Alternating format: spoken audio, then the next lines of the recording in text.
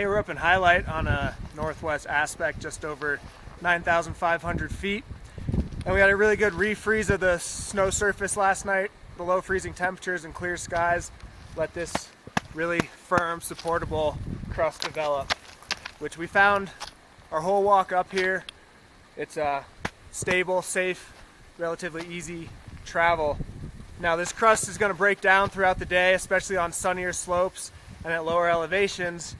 And up on this high elevation shady aspect, we do have a kind of drier, firm, strong snowpack, but on a lot of other slopes lower down, east and south, southwest, there's rotten, wet snow below this crust.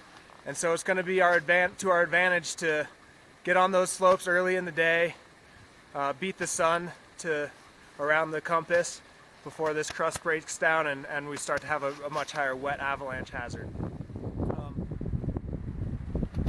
So now we're over on a southern aspect just below the Flanders weather station at about the same elevation.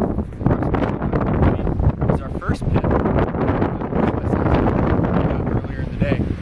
And today's warm temps and sun have had much more of an impact on our surface snow. You can see that it's warm and soft, but it's still super supportable because we had a good freeze last night.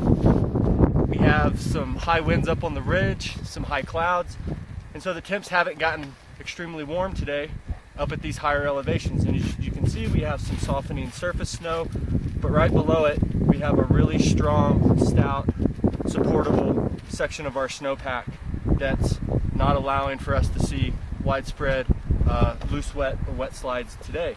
However though, if you start looking at the bottom part of our snowpack, it's more bigger, weaker grains. And so as we transition further into the spring, longer days, warmer days, and the upper part of the snowpack starts to break down, we don't get good freezes at night, we should be suspect of these lower elevations on these southern aspects.